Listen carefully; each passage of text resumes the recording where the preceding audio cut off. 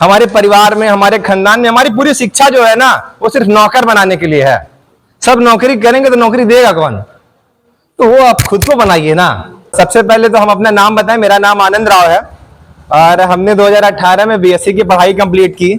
उसके बाद हमने कई सारे जगह काम किया, कई सारे गवर्नमेंट प्रोजेक्ट किए हैं, तो हमने काफी कुछ किया। फिर दिमाग में एक आइडिया आया कि यार नौकरी तो कर रहे हैं, लेकिन नौकरी का मतलब क्या होता है?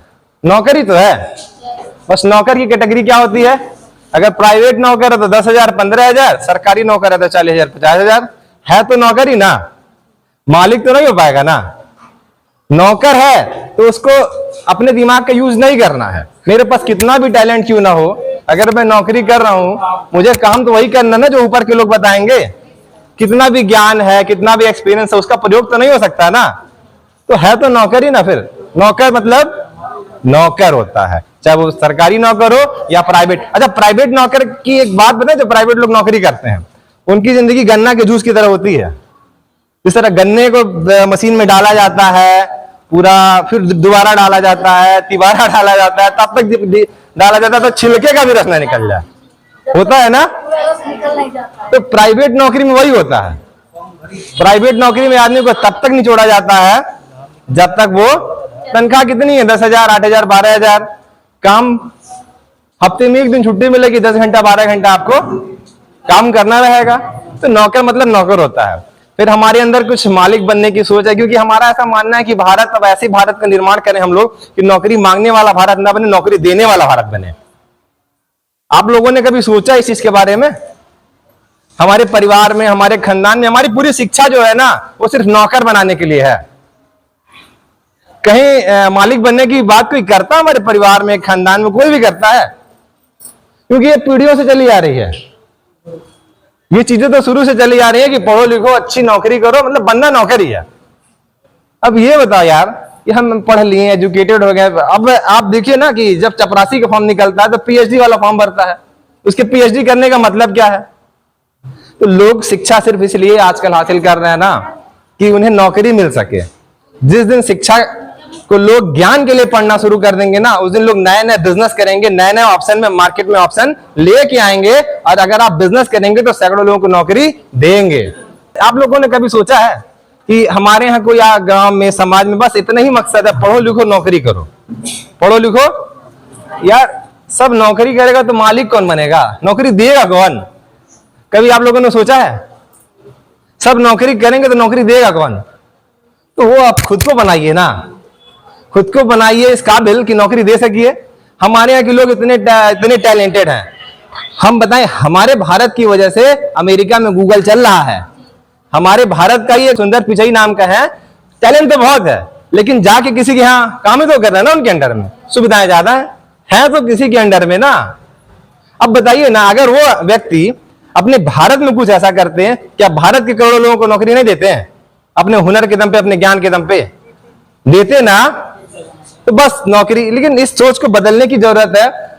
मालिक बनिए। अब यार अगर हमारे यहाँ के लोग विदेश में जाके नौकरी कर सकते हैं, तो क्या हम लोग ऐसा नहीं कर सकते हैं? क्योंकि हम लोग काम करें, विदेश के लोग आए और हमारे देख रेख में काम करें, हो सकता है ना। तो रुकावट कहां से आती है? आप कुछ भी करने निकलेंगे तो सबसे बड़ी समस्या आएगी कि लोग क्या कहेंगे। यही सबसे पहला तो महिलाओं के जीवन का है कि ना, कि यही लोग क्या कहेंगे। सबसे पहले तो आपको परिवार में ही फेस करना पड़ेगा, अपने पिता को फेस करना पड़ेगा, अपने भाई को फेस करना पड़ेगा। और महिलाओं को जो जीवन होता है ना, अगर महिलाएं अपने दम पे स्टैंड नहीं होंगी ना, तो आगे उनकी लाइफ बहुत प्रॉब्लम में जाती है।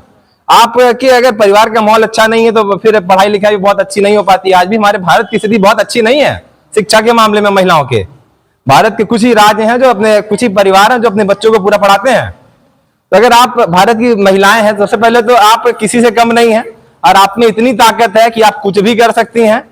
क्योंकि बहुत बड़े बड़े उदाहरण हैं, और महिलाओं ने आपसे भी बुरी स्थिति में, हमसे भी बुरी स्थिति में लोगों ने बहुत कुछ किया, इतिहास रचा है, इसमें कोई दो राय नहीं है। तो हमारे पास सिर्फ बहाने होते हैं। आज अगर आप कुछ भी करेंगे तो रुकावटें आएंगी। आज हो सके घर के लोग रोकें, आज पिता रोके, बाप भाई रोके, कोई भी रोके, लेकिन कल को जब आप सफल होकर दिखाएंगे ना, सबसे पहले साथ भी वही लोग देंगे। तब वही लोग कहेंगे मुझे पता था, अपनी बिटिया पे मुझे गर्व है, हमको पता था मेरी बिटिया कुछ करेगी, है कि नहीं? तो जरूरत है कुछ करके दिखाने की, कुछ सोचने की, कुछ ऐसा सोचिए कि फिर वो परिवर्तन आए। नहीं तो फिर शादी से पहले की जीवन जो है वो पिता के देख रेख में, उनके दबाव में चला जाता है। फिर शादी के बाद का जीवन, अगर पति अच्छा मिला तो ठीक है, पति अच्छा नहीं मिला तो फिर आप फैसला नहीं ले पाएंगी। फैसला कब ले पाएंगे? जब पैसे रहेंगे आपके पास। आपको दुनिया में लोग सारी सुख सुविधाएं दे देंगे, सब कुछ दे देंगे, 9 लाख का हार भी दे देंगे, लेकिन फैसले लेने की ताकत उस दिन आएगी जिस दिन आपके पास पैसा आएगा। तो सेल्फ डिपेंड बनने की जरूरत है, आत्मनिर्भर बनने की जरूरत है। और अगर आप कुछ भी कर रहे हैं ना, आप में से कोई बताओ ऐसा कि आपने जिस काम को भी करना चाहा हो, क्या हुआ नहीं है? आप कोई भी काम सोचो और अपना पूरा 100% लगा दो, कोई काम असंभव है। यही अयोध्या की रहने वाली एक महिला प्लेयर रही है अरुणिमा सिन्हा। कितने लोग उसके बारे में जानते हैं? नेशनल लेवल की वॉलीबॉल प्लेयर रही है, अरुणिमा सिन्हा नाम है। कोई जानता तो हाथ उठाए। उस महिला के बारे में बताएं हम। और वो 28-30 साल की महिला है, अरुणिमा सिन्हा नाम है, अयोध्या के पास अंबेडकर नगर की रहने वाली है। वो नेशनल लेवल की फुटबॉलर है। वो जा रही थी, दिल्ली जा रही थी गेम के लिए।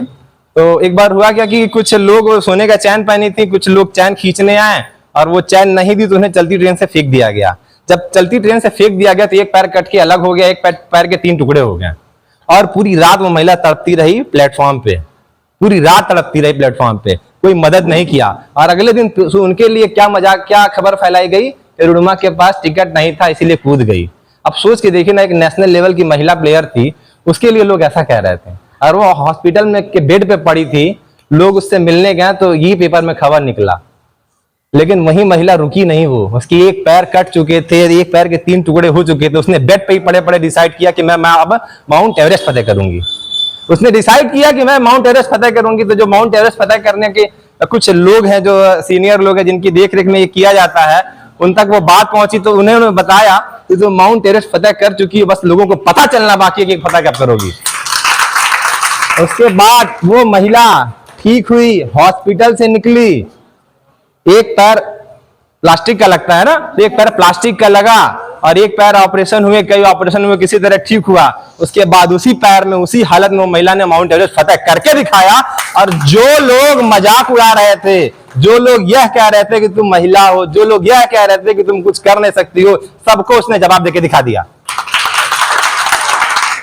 तो आज आपको लोग कहेंगे, 4 लोग कहेंगे, लेकिन उन पे मत जाइएगा, क्योंकि वो 4 लोग सबके बारे में कुछ ना कुछ कहते हैं। उनके पास कोई और काम रहता तो फिर आपकी बातें क्यों करते हैं? अच्छा ये बताओ कि जीवन में जो भी सफल है वो फ्री में सलाह देता है कभी किसी को? जो कोई अच्छा डॉक्टर है, फ्री में दवा बताएगा? वो कहेगा पहले 500 ले आओ, फिर 4 रिपोर्ट जांच करा के ले आओ, तब हम दवा बताएंगे। तो जो बढ़िया वकील है आपके एरिया में, फ्री में कभी सलाह देता है? तो जो लोग खुद जीवन में सफल हैं वह कभी फ्री में सलाह नहीं देते हैं। फ्री में सलाह कौन देता है? जिसने खुद जीवन में कुछ नहीं किया। तो अगर हमें सफल बनना है तो हमें सफल लोगों की बातों को मानना है ना। अगर हमें बीमार हैं हम तो डॉक्टर के पास जाएंगे ना, इंजीनियर के पास नहीं जाएंगे। घर बनवाना है तो इंजीनियर के पास जाएंगे, डॉक्टर के पास नहीं जाएंगे। तो अगर हमें सफल बनना है, हमें उन लोगों को पढ़ना पड़ेगा, उन लोगों को सुनना पड़ेगा, उन लोगों को जानना पड़ेगा जो लोग सफल हैं।